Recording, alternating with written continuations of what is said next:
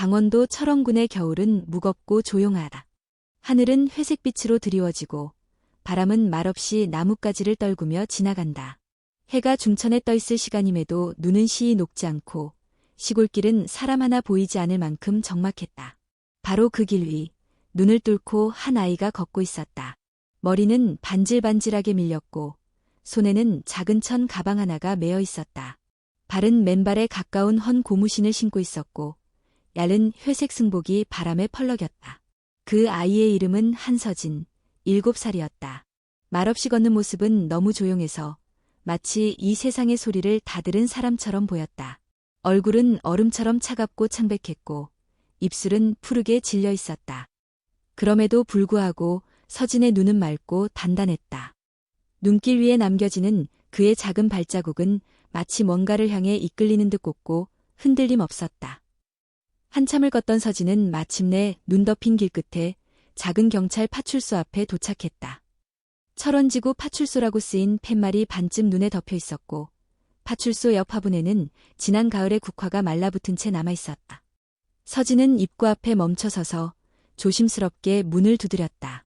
두드리는 손끝은 얼어 있었고 소리는 작았지만 울림이 깊었다. 누구세요? 안에서 중저음의 남성 목소리가 들려왔다. 서진은 입술을 달싹이며 조심스럽게 말했다. 아저씨, 스님 좀 잡아주세요. 순간 파출소 안은 정적에 휩싸였다. 책상에서 서류를 정리하던 정태원 순경은 눈을 들어 아이를 바라보았다. 작고 마른 체구의 아이, 머리를 민 승복 차림의 아이가 떨고 있는 손으로 문턱을 붙잡고 있었다. 눈은 맑고 정확했으며 놀랍도록 담담했다. 뭐라고 했니? 다시 말해줄래? 태원은 조심스럽게 물었다. 스님, 제 스님을 좀 잡아주세요. 그 말은 단순하지 않았다. 너무도 진지했고 너무도 무거웠다. 순간 경찰서 안에 있는 모두가 말을 멈추었다. 그 눈빛은 거짓말을 하지 않았다. 태원은 서진을 안으로 데리고 들어갔다. 난방이 켜진 따뜻한 사무실 안으로 들어오자 아이는 약간 안도의 숨을 내쉬었지만 여전히 눈은 깨어 있었다. 이름이 뭐니? 한서진이요. 그래, 서진아. 무슨 일이 있었는지 바로 말하지 않아도 괜찮아. 지금은 여기서 좀 쉬자. 뜨거운 유자차 한 잔이 서진 앞에 놓였다. 그는 천천히 입을 댔다. 따뜻한 액체가 입안에서 돌며 얼어있던 안쪽을 녹여줬다. 차를 한 모금 삼킨 후 서진은 입을 열지 않았다. 그저 조용히 책상 앞을 바라보며 숨을 고를 뿐이었다. 태원은 아이의 손을 보았다. 손등에는 희미한 멍 자국이 있었고 소매 안쪽은 말라붙은 핏자국이 흐릿하게 남아있었다. 그날 오후 사회복지 담당 직원이 불려왔고 서진은 임시 보호 조치하에 파출소 안에서 보호받게 되었다. 저녁이 가까워지자 태원은 아이에게 조심스럽게 다시 물었다. 왜 그런 말을 했는지 이야기해 줄 수 있을까? 서진은 천천히 고개를 끄덕였다. 그리고 이렇게 말했다. 내가 말하면 다시는 거기로 못 돌아가요. 근데 괜찮아요. 잠시의 정적이 흐른 뒤 서진은 아주 낮고 차분한 목소리로 이야기를 시작했다. 제가 살던 곳은 청화선원이었어요. 강원도 산쪽 깊은 곳에 있어요. 그곳에는 스님이 한 분 계세요. 백스님이라고 불렸어요. 다른 아이들도 몇 명 있었어요. 우리 다들 스님이 구해주신 거라고 들었어요. 버려진 아이들, 아픈 아이들, 부모 없는 아이들이요. 그곳에서는 아침 4시에 일어나서 목탁을 치고 스님이 정해준 경을 외워야 해요. 아침을 먹고 나면 산에 가서 나무를 하거나 마당을 쓸거나 부엌일을 해요. 웃으면 안 돼요. 떠들면 안 돼요. 질문도 하면 안 돼요. 서진은 입술을 다물고 잠시 숨을 골랐다. 그런 뒤 계속했다. 경을 잘못 외우면 밥을 못 먹어요. 3번 틀리면 조용한 방에 가요. 태원은 순간 숨을 멈췄다. 조용한 방? 지하에 있어요. 절 뒤쪽. 문은 항상 가려져 있고 열쇠는 스님만 가지고 있어요. 한번 들어가면 하룻밤에서 이틀 정도 있어야 해요. 불도 없고 물도 없어요. 바닥은 차갑고 소리만 울려요. 그 말은 태원의 등을 서늘하게 만들었다. 그런데 거기 들어간 아이들 중 몇 명은 다시 안 나왔어요. 그냥 없어졌어요. 서진의 눈동자가 떨렸다. 그 눈은 공포보다도 슬픔에 가까웠다. 가장 친했던 친구, 도윤이는 조용한 방에 들어간 후에 사라졌어요. 다음 날 스님이 말했어요. 도윤이는 더 좋은 절로 가서 수행 중이다라고요. 하지만 아무도 믿지 않았어요. 그날 밤 전 울지 않았어요. 울면 나도 따라갈까봐. 파출소아는 다시 정적에 휩싸였다. 서진은 손에 힘을 주며 마지막으로 말했다. 그래서 왔어요. 누군가는 문을 두드려야 하니까요. 태원은 오래도록 대답하지 못했다. 그 아이는 울지 않았다. 대신 무언가를 꾹꾹 참아가며 말하고 있었다. 그 순간 태원은 느꼈다. 이 아이는 단순히 도와달라고 온 게 아니다. 세상을 흔들기 위해, 어둠을 밝히기 위해 걸어온 것이다. 그리고 파출소의 문은 조용히 닫혔다. 눈은 여전히 내리고 있었지만 누군가의 작은 발자국은 확실히 남아있었다. 이제 그 발자국이 이끄는 진실을 향한 여정이 시작되고 있었다. 청화선원은 외부에 잘 알려지지 않은 작은 선원이었다. 강원도 철원 산자락 깊숙이 자리 잡은 그곳은 지도에도 제대로 표시되지 않을 만큼 외딴 곳에 있었다. 낮에도 안개가 자주 끼고 겨울이면 길이 끊겨 누구도 쉽게 드나들 수 없는 그 고요함은 어쩌면 너무 완벽해서 아무 의심도 들지 않는 장소였다.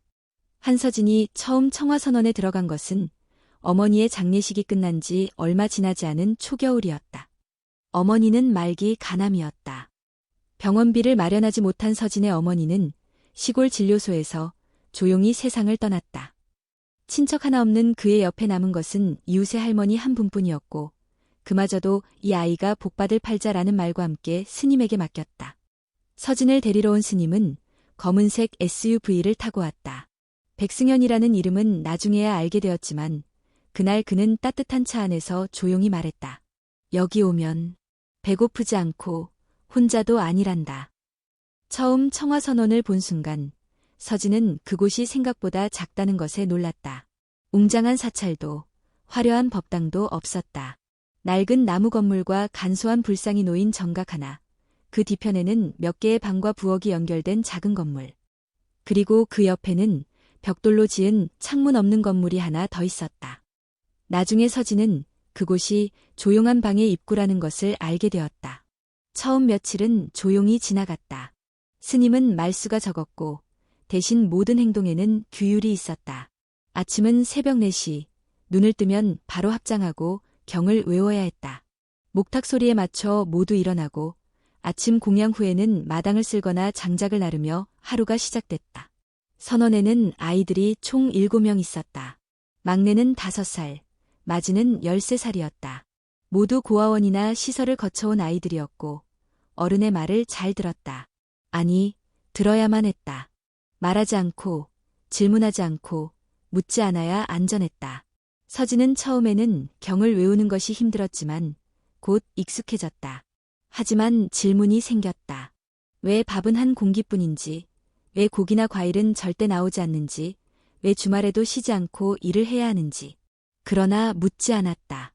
다른 아이들이 침묵으로 답해줬기 때문이다. 그 중에서 서진과 가장 가까웠던 아이가 도윤이었다. 또래였고 입소 시기도 비슷했다. 도윤은 말을 잘하지 않았지만 밤에 이불을 덮고 조용히 속삭이곤 했다.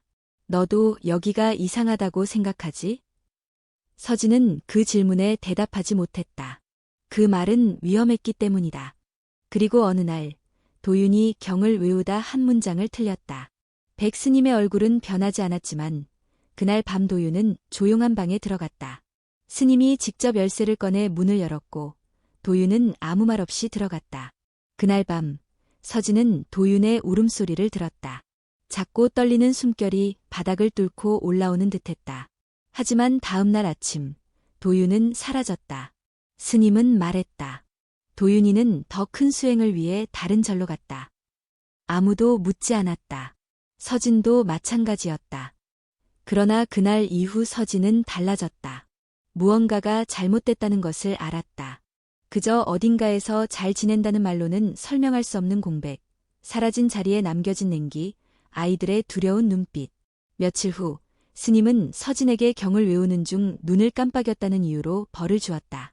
물을 마시지 못하게 했고 저녁 공양도 주지 않았다. 그날 밤 서진은 혼자 마당에 쪼그리고 앉아 있었다. 눈이 내리고 있었고 입술은 트고 있었지만 울지 않았다. 울면 도윤처럼 사라질 수 있다는 걸 이제는 너무 잘 알고 있었다. 그 다음 날 서진은 부엌 뒤쪽에서 작은 틈을 발견했다. 오래된 나무 벽 사이 누군가 손가락으로 판 듯한 구멍. 거기서 바람이 들어왔고 바깥 세상의 공기가 스며들었다. 서진은 결심했다. 언젠가 이 길로 나가리라. 그리고 며칠 후 스님이 장을 보러 가는 날이었다. 서진은 기회를 잡았다. 다른 아이들이 마당을 쓸고 있을 때 그는 조용히 준비해두었던 작은 가방을 품에 넣고 부엌 뒤편의 틈으로 기어나갔다. 눈은 허리까지 쌓여 있었고 발은 금세 젖었다. 하지만 그는 멈추지 않았다. 그렇게 몇 시간을 걸은 끝에 그는 철원지구 파출소에 도착한 것이었다. 태원은 이야기를 다 들은 후 오래도록 아무 말도 하지 못했다. 그 아이는 자기를 위해 온 게 아니었다. 사라진 친구들을 위해, 남아있는 아이들을 위해, 그리고 자신처럼 어딘가에서 고통받고 있을 또 다른 아이들을 위해 이곳에 온 것이었다. 그날 밤 태원은 관할 경찰서에 긴급 보고서를 작성했다. 제목은 단순했다. 한 아이의 진술에 따른 청와선원 아동학대 의혹. 하지만 그 내용은 결코 단순하지 않았다. 시작된 것은 진실을 향한 여정이었다. 그리고 그것은 더 이상 멈출 수 없는 일이었다. 눈은 밤새 멈추지 않고 내렸다. 아침이 되자 철원 파출소 주변은 하얀 이불을 덮은 듯 고요했고 눈밭 위엔 고요한 정막만이 떠돌았다. 정태원 순경은 새벽 일찍 사무실에 나왔다. 전날 한서진이 남긴 이야기가 머릿속을 떠나지 않았다. 그 이야기는 단순한 아이의 상상이 아니었다. 눈빛, 표정, 말투, 손끝의 떨림까지. 그것은 거짓을 꾸밀 수 없는 진실의 조각들이었다. 태원은 파출소에서 보호 중인 서진을 조심스레 깨웠다.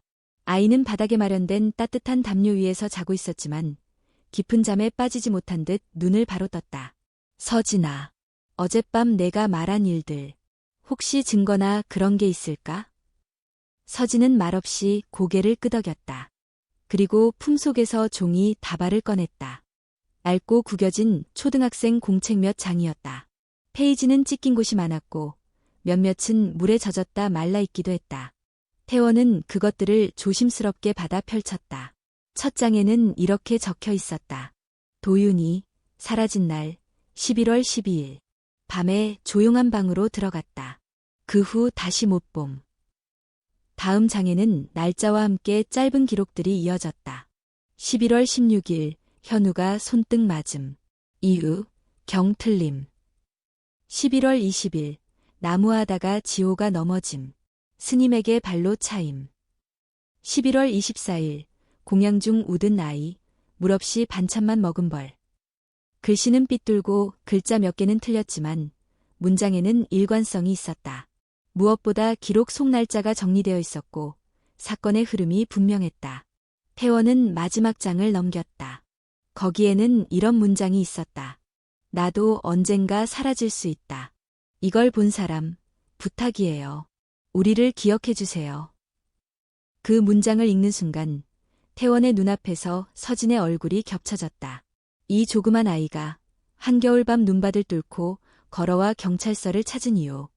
그것은 단지 자신이 도망치기 위함이 아니었다. 살아남기 위해, 사라진 아이들의 목소리가 되기 위해 서진은 기록을 남기고 있었다. 이건 언제부터 쓴 거야? 도윤이 없어지고 나서요. 혹시 나도 사라지면 누가 기억해 줄까봐. 그래서 태원은 손에 쥔 공책을 조심스럽게 내려놓았다. 그 순간 이 사건은 더 이상 개인적인 문제가 아니었다. 그는 즉시 보고 체계를 따르기로 결심했다. 오전 10시 태원은 철원경찰서 아동청소년팀에 보고서를 전달했고 1시간 후 도청 수사과로부터 연락이 왔다. 특별수사팀이 구성될 예정이며 청화선언에 대한 사전 정보 수집이 시급하다는 명령이 떨어졌다. 정오 무렵 수사관 한 명이 파출소로 도착했다. 이름은 이무진, 도청 소속 형사이자 아동범죄 전문 수사관이었다. 그는 태원이 건넨 공책을 받아들고 한 장 한 장 정독했다. 그의 표정은 점점 굳어졌다. 기록의 정합성, 시간 흐름, 피해 내용의 반복성. 단순 허위 진술이라고 보기엔 어렵습니다. 우진은 서진에게 다가가 앉았다. 낮은 목소리로 물었다. 서진아, 혹시 너 이걸 누구한테 보이지 않게 숨겨둔 적 있어? 네, 베개 밑에 숨겨뒀어요. 스님이 방 검사할 땐 맨 아래 담요 속에 숨겼고요. 혹시 이 종이를 본 어른은 없어? 아무도요. 애들한테도 안 보여줬어요. 무서워할까봐. 그 대답에 우진은 고개를 끄덕이며 말했다. 잘했어. 아주 잘했어. 그날 오후 도청에서 공식 수사 지침이 내려왔다. 1단계로 청화선언 주변에 대한 정밀 탐색, 2단계로 내부 잠입을 통한 현장 확인, 3단계로 물적 증거 확보 및 구속 수사로 이어지는 계획이었다. 우진은 자신이 현장 잠입 임무를 맡겠다고 자원했다. 그리고 다음날 아침 그는 간단한 승복 차림에 수염을 붙이고 저를 찾아가려는 청년 수행자의 모습으로 변신했다. 그 사이 태원은 서진을 사회복지기관에 임시 인계하며 한 가지를 당부했다. 서진아, 넌 큰일을 한 거야. 정말 용기 있는 행동이었어. 우리가 너 대신 싸울게. 그러니까 걱정 말고 잠깐만 우리를 믿어줘. 서진은 조용히 고개를 끄덕였다. 그의 눈은 여전히 어른 같았다. 작고 말 없는 아이의 입에서 나온 이야기들이 이제 수사로 이어지고 있었다. 공책에 남겨진 삐뚤한 글씨들은 한때 누구도 귀 기울이지 않았던 아이들의 외침이었고 이제 그것이 한 사회의 양심을 흔들고 있었다. 밖에서는 여전히 눈이 내리고 있었다. 하얀 세상은 너무도 고요했지만 그 고요함 속에서 이제 작은 진실이 움직이고 있었다. 그리고 그 진실은 결코 다시 눈 속에 묻히지 않을 것이었다.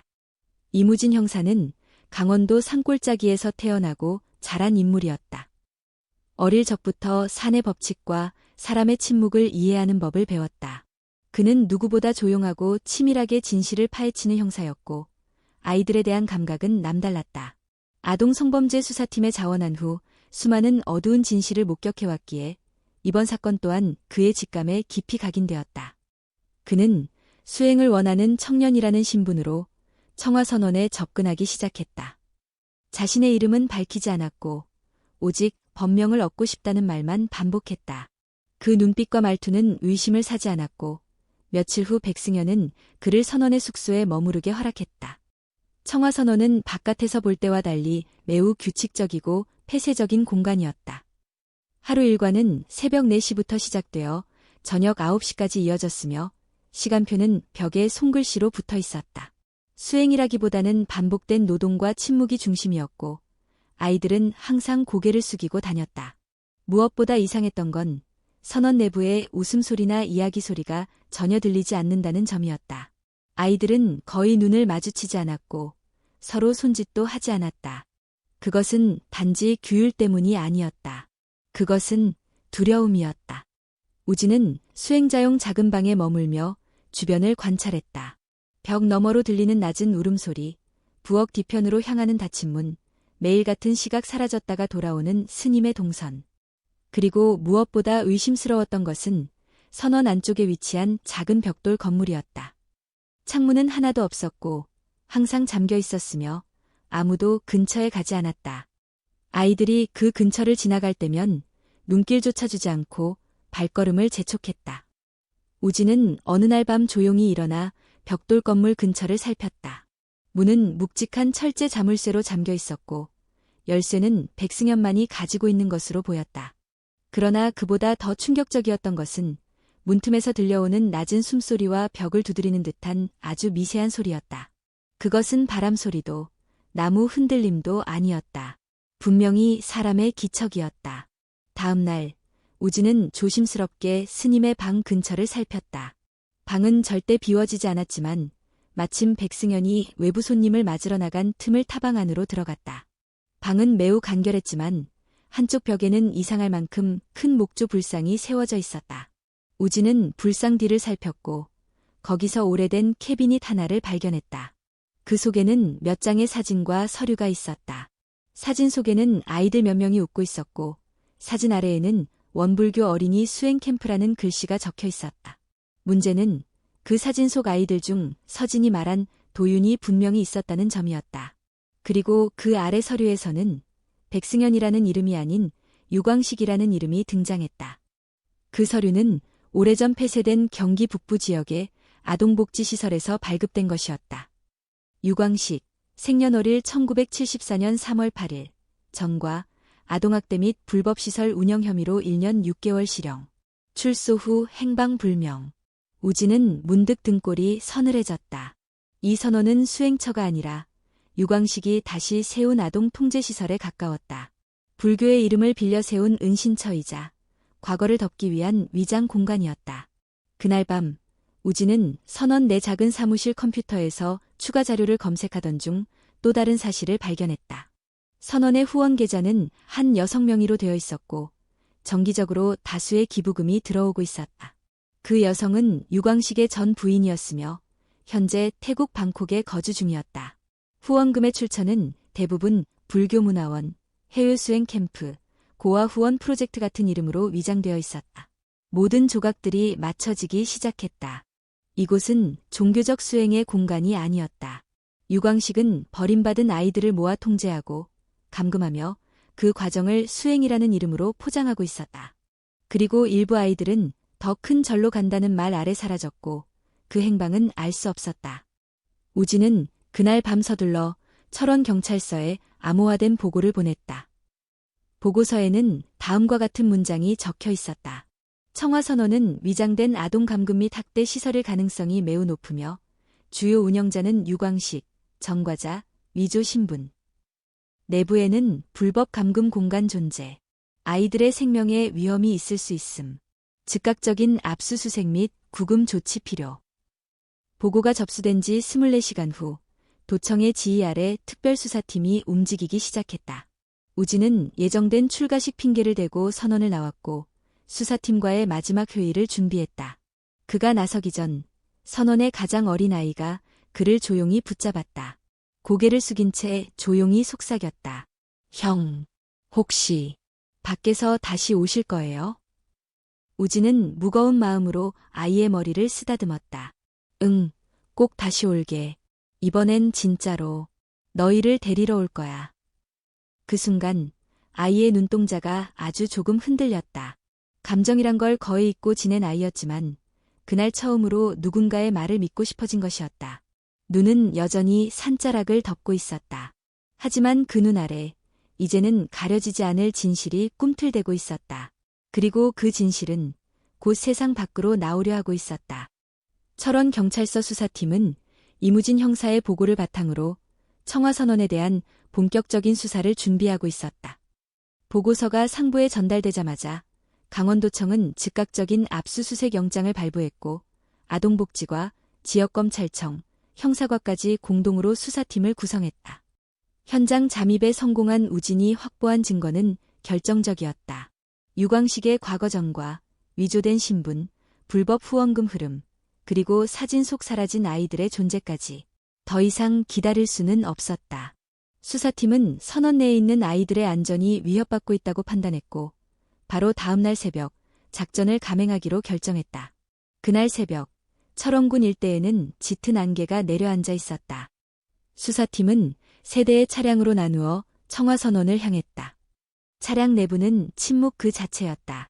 긴장과 결심이 어깨 위에 내려앉은 듯 무겁게 가라앉아 있었고 누구도 불필요한 말을 하지 않았다. 우진은 차량의 앞좌석에 앉아 눈을 감고 있었지만 머릿속에는 어젯밤 마지막으로 들은 아이의 속삭임이 계속 맴돌고 있었다. 형, 꼭 다시 오실 거죠? 그 작은 목소리는 단순한 질문이 아니었다. 그것은 절망 속에서 건져 올린 마지막 희망이었다. 그리고 바로 그 믿음을 지키기 위해 그는 다시 그 문을 향하고 있었다. 청화선원 입구에 도착한 수사팀은 조심스럽게 움직였다. 우진이 사전에 파악한 구조도에 따라 선원 내부의 정각, 숙소, 부엌, 폐쇄된 벽돌 건물 순으로 진입 루트를 설정했다. 모든 통신은 무전기로 연결되었고 단 한 명의 아이도 다치지 않게 하는 것이 작전의 최우선 조건이었다. 작전은 오전 4시 30분, 새벽 어둠이 가장 짙을 때 시작되었다. 선원 입구는 잠겨있지 않았고 순찰 중이던 스님 한 명은 곧장 제압되었다. 아이들은 대부분 숙소에 모여 있었고 놀란 눈빛으로 낯선 사람들을 바라보았다. 일부는 무서움에 몸을 떨었지만 어떤 아이들은 이상하리만치 조용히 수사관들의 손을 붙잡았다. 마치 기다리고 있었다는 듯이. 우진은 가장 문제의 공간, 벽돌 건물로 향했다. 문은 단단한 철제 자물쇠로 잠겨 있었고 여전히 침묵이 감돌았다. 수사팀은 철제 절단기를 동원해 문을 강제로 열었다. 첫 번째 문이 열릴 때 내부에서 강한 곰팡이 냄새와 함께 축축한 공기가 튀어나왔다. 그 공간은 예상보다 더 좁고 더 어두웠으며 더 끔찍했다. 바닥은 시멘트였고 벽은 차가운 콘크리트였다. 채광은 없었고 천장에는 낡은 전구 하나가 희미하게 매달려 있었으나 전기가 끊겨 있었다. 방 한쪽에는 더럽고 낡은 이불 몇 장이 쌓여 있었고 벽면에는 손톱으로 긁은 듯한 자국들이 선명히 남아 있었다. 가장 깊숙한 쪽, 작은 철창 너머에는 두 아이가 몸을 웅크리고 있었다. 처음에는 반응이 없었지만 수사관들이 다가가자 미세한 몸짓이 느껴졌다. 우진이 천천히 다가가 조용히 말했다. 괜찮아. 이제 끝났어. 우린 너희를 데리러 왔어. 그 순간 아이들 중 하나가 천천히 고개를 들었다. 눈은 공포로 굳어 있었고 얼굴은 초췌했으며 입술은 말라 있었다. 그러나 그 눈빛 안에는 아직 완전히 꺼지지 않은 생기가 있었다. 아이들은 누구보다도 오래 기다려온 존재들이었다. 의료진이 즉시 투입되었고 아이들은 보호복에 감싸 병원으로 이송되었다. 수사팀은 그 외 공간도 철저히 수색했고 비밀 문서 몇 장과 전자기기들이 숨겨져 있는 것을 발견했다. USB에는 선원 운영 관련 자료와 아이들 사진, 기부금 명세서 등이 들어있었다. 하지만 백승현 혹은 유광식은 그 자리에 없었다. 그의 방은 텅 비어 있었고 선원 외곽을 빠져나가는 흔적도 이미 사라져 있었다. 책상 위에는 단 한 장의 쪽지만 남아 있었다. 참회는 수행의 시작이다. 그러나 이 세상은 참회를 허락하지 않는다. 그 문장은 후퇴의 논리를 정당화하려는 한 인간의 비겁한 마지막 변명처럼 보였다. 압수수색이 끝난 후 경찰은 전면적인 수사를 공표했고 언론에도 사건이 보도되기 시작했다. 강원도 청화선원 아동감금 및 학대 사건이라는 제목 아래 각종 매체가 앞다투어 보도를 쏟아냈다. 사람들은 충격에 빠졌다. 수행, 종교, 구제라는 이름 아래 벌어진 참혹한 현실은 한국 사회의 깊은 신뢰 구조를 뒤흔들었다. 많은 이들이 말문을 잃었다. 일부는 믿을 수 없다고 했고 일부는 종교 전반을 싸잡아 비난했다. 하지만 한 노스님이 방송 인터뷰에서 남긴 말은 깊은 울림을 남겼다. 진짜 스님은 아이를 감금하지 않습니다. 불법은 자비를 말하지 않으며 자비는 결코 불법을 감싸지 않습니다. 그날 밤 철원경찰서에는 조용한 방문자가 찾아왔다. 바로 한서진이었다. 복지시설의 선생님과 함께 온 그는 신문을 바라보며 조용히 한마디만 남겼다. 도윤이 형은 이제 웃을 수 있을까요? 그 물음에 태원은 쉽게 대답하지 못했다. 하지만 마음속으로 되뇌었다. 이제라도 누군가의 목소리가 되었다면 그 아이는 결코 사라진 게 아니라고. 그리고 이 싸움은 끝난 게 아니라고. 눈은 그날도 내리고 있었다.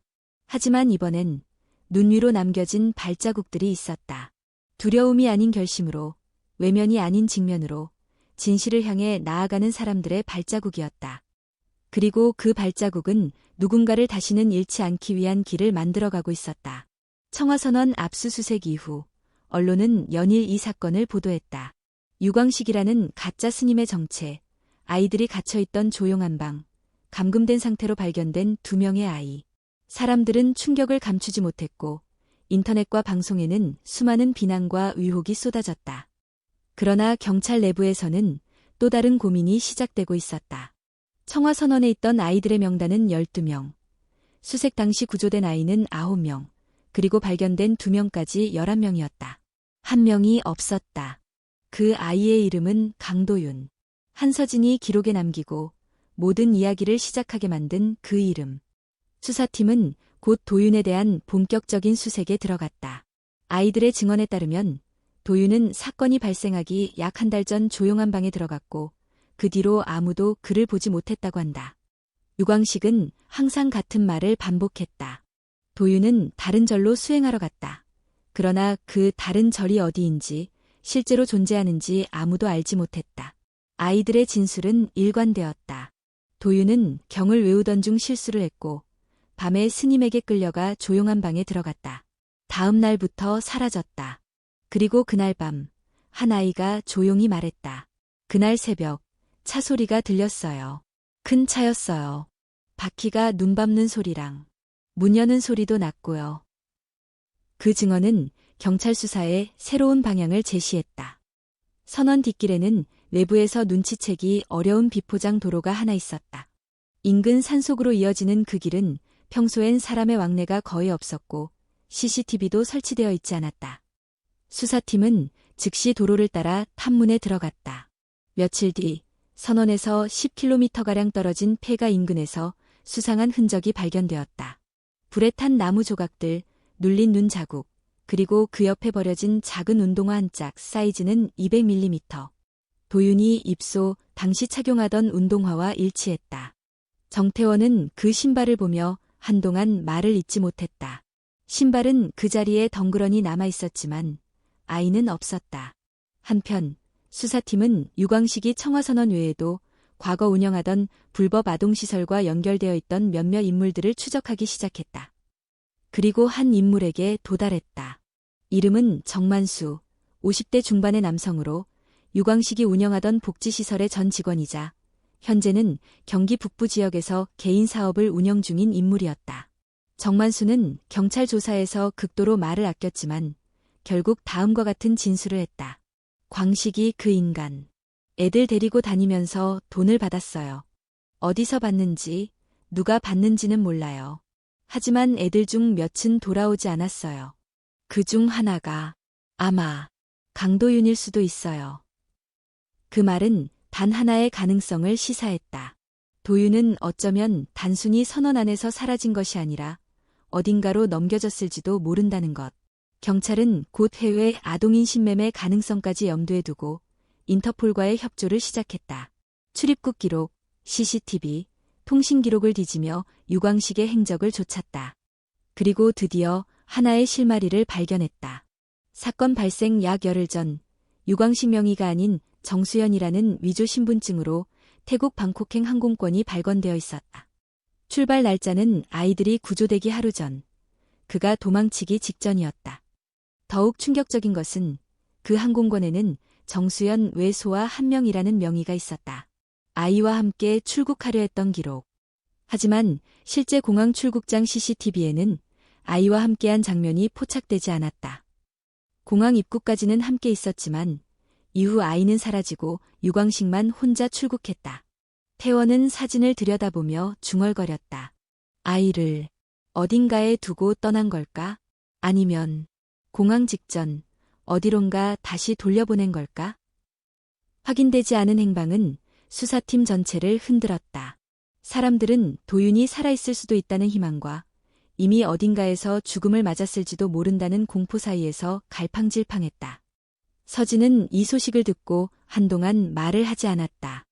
조용히 손에 쥐고 있던 낡은 종이 쪽지를 꺼내 태원에게 보여주었다. 거기엔 짧은 문장이 쓰여 있었다. 만약 내가 없어지면 꼭 도윤이 형을 찾아주세요. 그 종이는 도윤이 서진에게 건넸던 마지막 메모였다.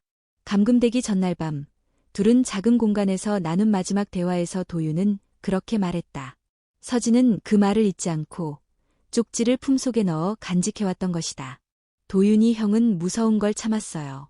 나 대신 먼저 갔을 수도 있어요. 태원은 서진의 눈을 보며 조용히 대답했다. 우린 포기하지 않을 거야. 어디에 있든 반드시 찾아낼 거야. 아이 한 명의 생사는 단순한 숫자가 아니었다. 그 아이가 있었기에 이 사건이 세상에 알려졌고 그 아이가 남긴 흔적들이 지금도 모두를 움직이고 있었다. 진실은 아직 완전히 밝혀지지 않았다. 그림자 속에 남은 아이 하나. 돌아오지 않은 그 이름은 아직 끝나지 않은 이야기의 중심에 있었다. 그리고 이제 경찰은 남겨진 단서와 흔적들을 따라 어둠의 가장 깊은 곳으로 발걸음을 내딛기 시작했다.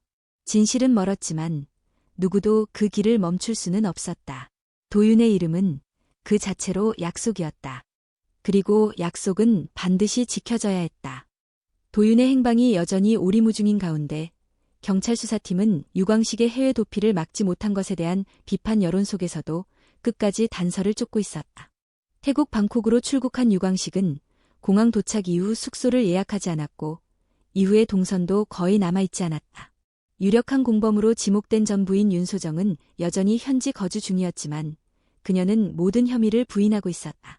한편 강원도 경찰청은 청화선언 사건의 전모를 공개하며 실종된 아이 강도윤의 신원과 특징, 입소 당시 사진을 공식적으로 공개 수배에 포함시켰다. 단 한 명의 생존 가능성이라도 남아있다면 어떤 경로든 끝까지 쫓겠다는 입장이었다. 수사는 확대되었고 선원에 숨겨진 재정 흐름을 분석하던 중 충격적인 사실이 추가로 밝혀졌다. 청화선원이 속해 있다고 주장한 원불교 청소년 수행재단은 실체가 없는 유령 단체였다. 모든 홍보자료, 후원금 수령 계좌, 공식 사이트 등은 하나의 사무실 없이 온라인상에서만 존재했다. 계좌의 실제 명의자는 모두 위조된 신분으로 확인되었고 추정 자금은 수년간 약 18억 원에 달했다.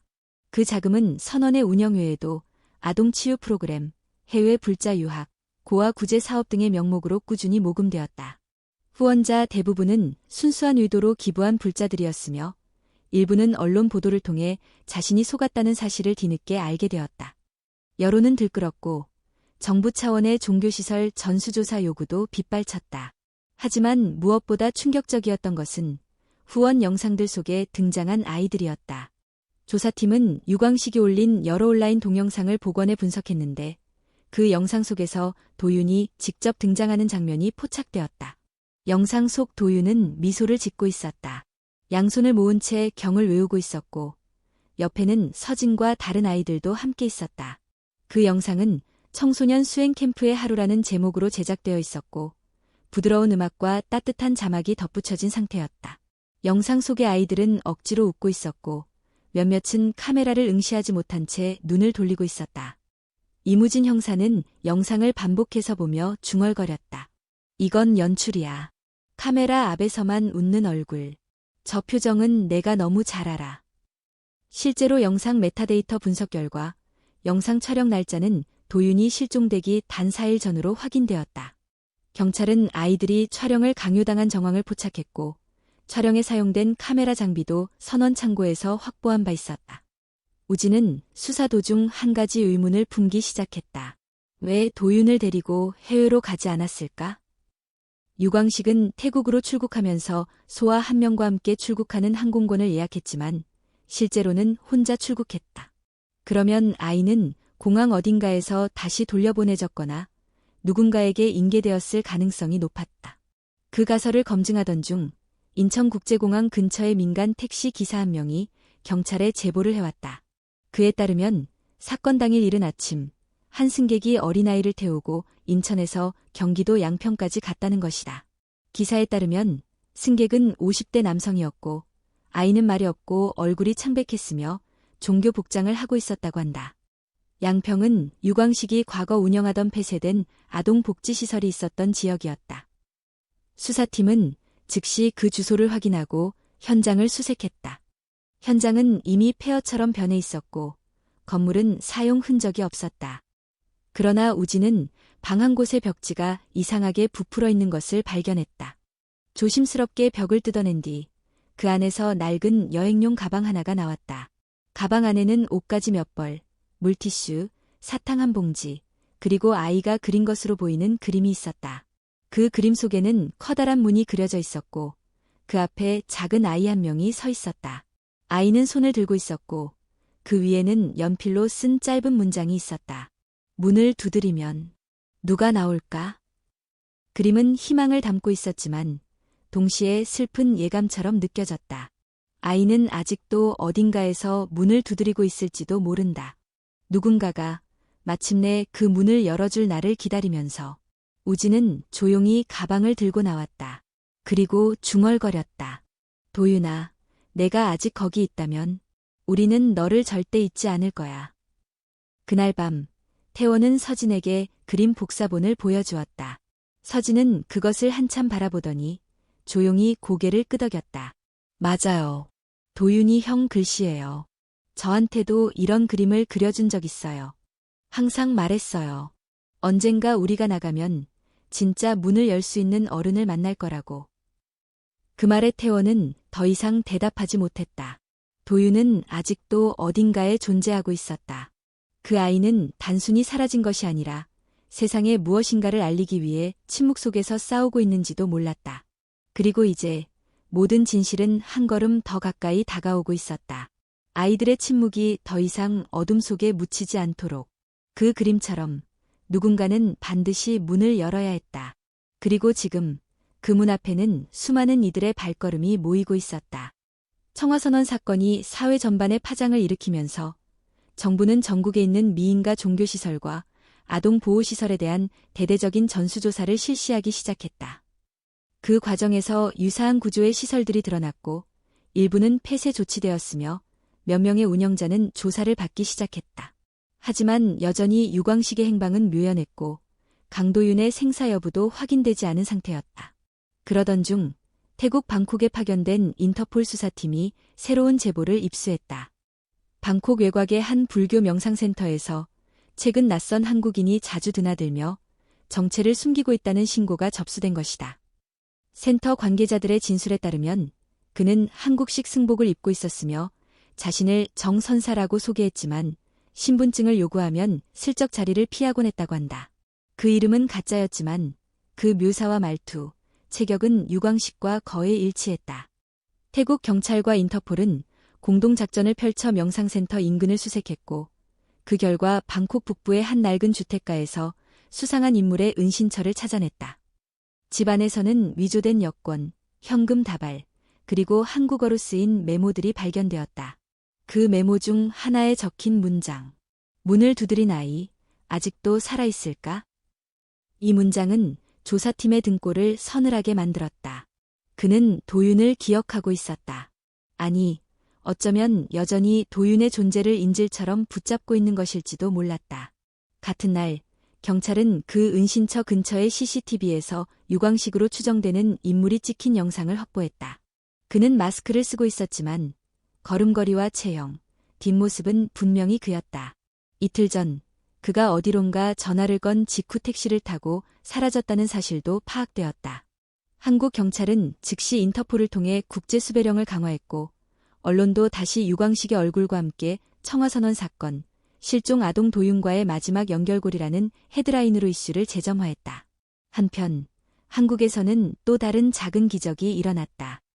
경기도의 한 중형 병원에서 근무하던 간호사가 경찰에 연락을 해온 것이다. 며칠 전 한 중년 남성이 장기 요양이 필요하다는 이유로 한 아이를 병원에 데려왔다고 한다. 아이는 말이 없고 몸 상태도 쇠약했으며 이름이나 나이를 묻는 질문에도 대답하지 못했다. 이상하게 여긴 간호사는 아동보호전문기관에 연락했고 기관은 아이의 얼굴 사진을 경찰에 전달했다. 사진 속 아이. 눈빛은 흐리지만 이마에 있는 작은 점, 왼쪽 손등의 화상 자국, 귀 밑의 모반까지. 서진의 진술서에 묘사된 도윤과 완벽히 일치했다. 아이를 데려왔던 남성은 이미 병원을 떠난 상태였고 등록된 신원은 위조된 것으로 확인되었다. 경찰은 아이를 즉시 보호 조치하고 정밀 검사를 진행했지만 그는 말을 하지 않았다. 눈은 열려 있었지만 그 안엔 어떤 빛도 담겨 있지 않았다. 태원과 우진은 병원으로 달려갔다. 병실 문을 열자 창가에 앉아있는 아이가 보였다. 마른 몸, 짧게 자른 머리, 침묵으로 굳은 표정. 우진이 조심스레 다가가 말했다. 도윤아, 나 기억하겠니? 난 형이야. 널 찾으러 갔던 사람이야. 아이는 고개를 돌리지 않았다. 손을 움켜쥔 채 창밖을 바라볼 뿐이었다. 태원이 옆에 앉아 조심스레 물었다. 혹시 서진이라는 친구 기억나? 그 말에 아이의 손이 약간 떨렸다. 그리고 아주 느리게 정말 느리게 고개가 돌아왔다. 진. 입술이 무너지듯 벌어졌고 떨리는 목소리로 단 한 단어가 흘러나왔다. 태원과 우진은 눈을 감았다. 그 목소리, 그 반응은 말보다 더 강한 증거였다. 그는 살아있었다. 지금 여기에. 그리고 도망치지 않았다. 며칠 후 서진은 병원을 방문했다. 보호복을 입고 조용히 병실 문을 연 그는 도윤을 보자마자 발걸음을 멈췄다. 한참 동안 아무 말도 하지 않았다. 도윤도 그를 바라보고 있었지만 눈을 마주치지 않았다. 마치 자기가 살아남은 것에 대해 미안해하는 것처럼. 서진이 먼저 다가가 말했다.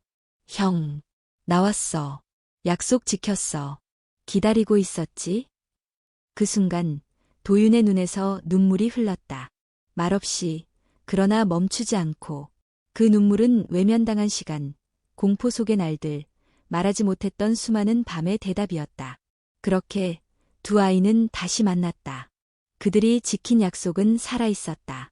그리고 그 약속은 단순히 둘만의 것이 아니었다. 이제 세상은 알아야 했다. 아이들의 침묵이 말하고 있었던 진실을, 그들이 견뎌온 시간을, 그들이 버텨낸 어둠을, 그리고 무엇보다 그들이 여전히 희망을 붙잡고 있다는 것을. 이제 남은 것은 단 하나. 진짜 책임을 묻는 일.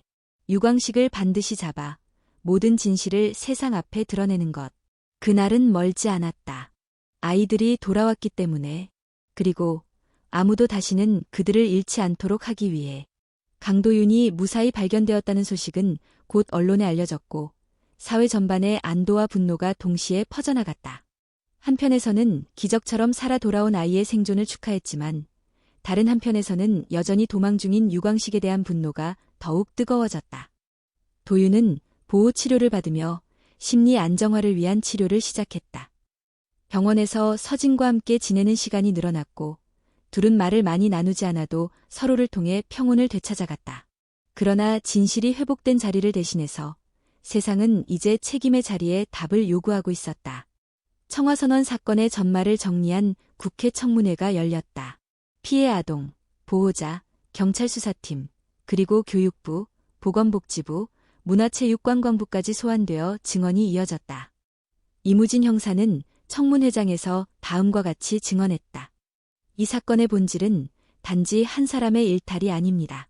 종교라는 외피에 숨어서 국가의 보호를 받지 못한 아이들을 지배하고 이용하며 침묵 속에 파묻은 구조적 실패의 결과입니다. 한 아이가 파출소 문을 두드리지 않았다면 지금도 아무 일 없던 것처럼 유지됐을 겁니다. 그의 목소리는 침착했지만 청중은 숨죽였다.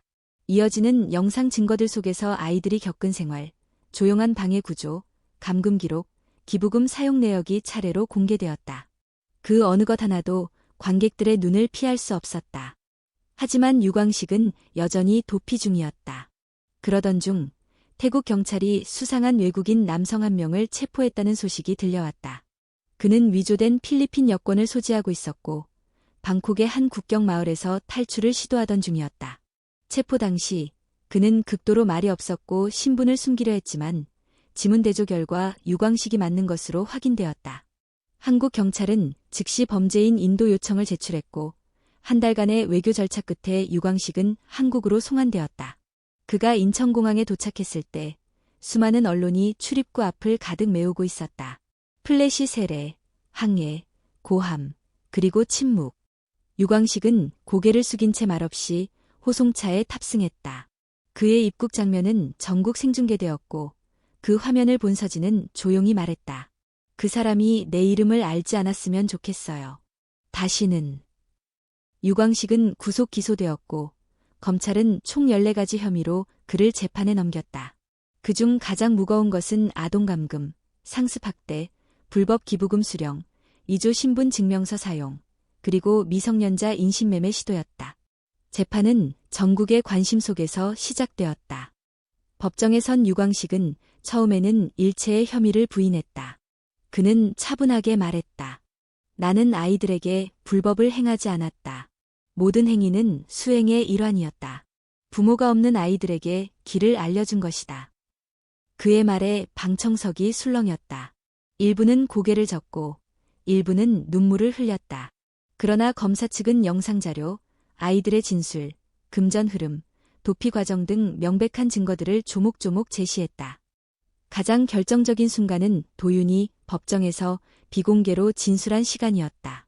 그는 단어를 고르기 위해 오랜 시간이 걸렸지만 분명한 목소리로 말했다. 그 사람은 제가 사람이라는 걸 잊게 만들었어요. 제가 말할 수 있다는 것도, 웃을 수 있다는 것도요. 나중에는 제가 진짜 사람이 맞는지조차 모르겠더라고요. 그걸 수행이라고 했어요. 그 말이 끝나자 법정은 침묵에 잠겼다. 아무런 소리도 필요하지 않았다. 진실은 아이의 입에서 직접 나왔고 그것이야말로 가장 강력한 증거였다. 결국 유광식은 징역 27년형을 선고받았다. 재판장은 판결문에서 이렇게 말했다. 이 법정은 오늘 인간이 인간에게 가한 가장 조용하고 잔인한 폭력을 심판합니다.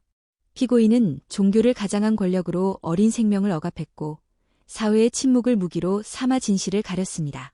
그 죄는 무겁고 또 오래도록 기억되어야 합니다. 형이 선고된 그날, 태원은 아이들과 함께 보호시설 앞마당에 있었다. 서진은 하늘을 바라보며 조용히 물었다. 형, 그 사람이 이제 감옥에 있는 거죠? 그래. 이제 다시는 아이들을 건드릴 수 없어. 그럼 이제 도윤이 형도 괜찮아질까요? 태원은 대답 대신 서진의 어깨에 손을 얹었다. 아이들이 겪은 시간은 단지 감옥이라는 물리적 벽 하나로 치유되지 않았다. 하지만 그 벽이 시작이었다. 다시는 그런 일이 반복되지 않도록, 진실이 완전히 사라지지 않도록 모두가 지켜야 할 책임의 상징이었다. 시간이 지나고 서진은 차츰 학교에 다니기 시작했다. 도윤도 서서히 말수가 늘었고 미술 치료 시간에 자신이 겪은 시간들을 그림으로 표현했다. 그림 속 아이들은 모두 문을 열고 있었고 그 너머에는 햇살이 가득했다. 그들은 여전히 치유의 길 위에 있었다. 그러나 이제 더 이상 혼자가 아니었다. 죄는 심판받았고 이름은 기록되었으며 그 모든 과정을 지켜본 사회는 더 이상 침묵하지 않았다. 그리고 이 아이들은 침묵 속에서 가장 큰 목소리가 될 수 있다는 것을 증명해 보였다. 한 아이가 문을 두드렸다. 그리고 그 문은 드디어 열렸다. 계절은 어느새 바뀌어 봄이 찾아왔다.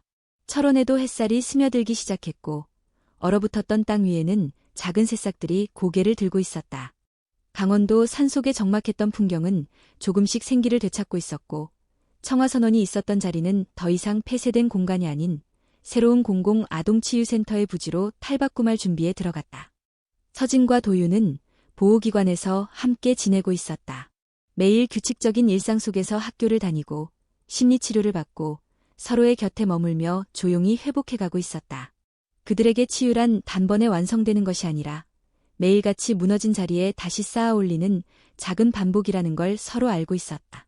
도윤은 말수가 아직 적었지만 예전처럼 눈을 피하지 않았다. 식사 시간에도, 운동 시간에도 그는 누군가와 눈을 맞추는 법을 배우고 있었다. 서진은 도윤 곁에서 조용히 웃었다. 그 미소는 이전보다 훨씬 부드러웠고 단단했다. 어느 날 도윤은 상담 선생님과의 면담 중 이런 말을 꺼냈다. 어릴 땐 문이 항상 닫혀 있었어요. 누가 두드려도 열리지 않았고 안에서 울어도 들리지 않았어요. 그런데 지금은 내가 문을 열 수 있는 사람이 되고 싶어요. 그 말은 선생님의 가슴을 먹먹하게 만들었다. 아이는 이제 두려움의 피해자에서 벗어나 누군가에게 손 내밀 수 있는 존재가 되려 하고 있었다. 같은 시기 한서진은 지역 초등학교에서 어린이 대표로 선출되었다. 그는 수줍게 교장 선생님 앞에서 인사말을 하며 말했다. 제가 앞으로 하고 싶은 일은 누군가 혼자라고 느끼는 순간 곁에 있어주는 거예요. 저는 그런 사람이 되고 싶어요. 아이의 말은 어른들의 마음을 울렸고 그 자리에 있던 교육청 관계자는 조용히 눈물을 닦았다. 이 사건 이후 국가는 아동보호 정책을 전면 재검토했다. 미인과 종교시설에 대한 관리체계가 강화되었고 고아나 보호가 필요한 아동에 대한 시설 배치 또한 보다 투명하게 이루어지도록 개정안이 통과되었다. 청화선원 사건은 단지 비극으로만 끝나지 않았다. 사회가 배워야 할 교훈을 남겼고 실질적인 변화의 불씨가 되었다. 언론은 시간이 지나며 점점 관심을 거두었지만 그 중심에 있던 이들은 여전히 자신들의 싸움을 이어가고 있었다. 이무진 형사는 내부 승진을 거절하고 계속 아동범죄 전담팀에 남았다. 그는 말했다. 세상에는 아직 이름조차 알려지지 않은 문이 너무 많아요. 우리가 해야 할 일은 그 문을 찾아서 누군가 나오도록 기다리는 거예요. 정태원은 이제 경찰학교에서 신입 순경 교육을 맡고 있었다. 그는 강의 첫날마다 항상 같은 질문을 던졌다. 여러분, 세상에서 가장 용감한 사람은 누구라고 생각합니까? 누군가 경찰, 군인, 소방관이라고 대답하면 태원은 조용히 웃으며 말했다. 아니요. 가장 용감한 사람은 가장 먼저 진실을 말한 사람입니다. 심지어 그게 자신을 위험하게 만들더라도요. 저는 그런 사람을 만난 적 있습니다. 아주 작은 아이였죠. 그의 말에 강의실은 늘 조용해졌다. 진실은 울림으로 남았고 교육은 단지 지식이 아니라 마음을 가르치는 일이 되었다. 시간은 흘렀고 서진과 도윤은 함께 중학교에 진학했다. 아직은 상처가 완전히 아물지 않았지만 그들은 자신들이 지켜낸 것들을 잊지 않았다. 입학식 날 서진은 학교 강당 뒤편 게시판에 작은 쪽지를 붙였다. 혹시 지금 혼자인 친구가 있다면 나도 예전에 그랬어. 그런데 괜찮아. 꼭 누군가가 문을 열어줄 거야. 나도 그 문 앞에 있었으니까. 기다려도 돼. 그 쪽지는 다음날 아침 누군가가 덧붙인 또 다른 쪽지와 나란히 붙어 있었다. 고마워. 오늘은 덜 무서워졌어. 그들은 그렇게 또 다른 문을 열기 시작하고 있었다. 그리고 철원 산자락 아래 새로운 청와치유센터의 개소식이 열렸다. 아이들이 직접 그린 그림들이 벽을 장식했고 그중 가장 큰 그림은 도윤이 그린 것이었다. 그림 속에는 커다란 문이 있었고 그 문 앞에는 아이들이 손을 들고 웃고 있었다. 그 위에는 이런 문장이 쓰여 있었다. 이 문은 절대 다시 닫히지 않을 겁니다. 그 자리에 있던 모든 사람은 박수를 보냈고 그날 하늘은 유난히 맑았다. 바람은 부드럽게 불었고 아이들의 목소리는 높게 퍼져나갔다. 이야기는 끝났지만 그 끝은 곧 새로운 시작이었다. 누군가가 처음 문을 두드린 날로부터 시작된 진실의 여정은 지금 이 순간에도 누군가의 삶을 바꾸고 있었다. 침묵 속에서 울던 아이들은 이제 목소리를 내고 있었고 두려움에 갇혔던 문은 끝내 열렸다. 그리고 그 문 너머에는 내일이 있었다. 아이들은 알았다. 세상이 변할 수 있다는 것. 그리고 그 변화는 작은 용기에서 시작된다는 것을. 한서진, 강도윤, 그리고 수많은 이름 없는 아이들의 이야기. 그들은 이제 어른이 되는 중이다. 하지만 절대 잊지 않을 것이다. 자신들이 한때 두드렸던 문을, 그리고 그 문을 열어주었던 누군가를. 세상은 완벽하지 않지만 누군가의 용기가 내일을 만든다. 그리고 그 문은 지금도 누군가를 위해 열리고 있다.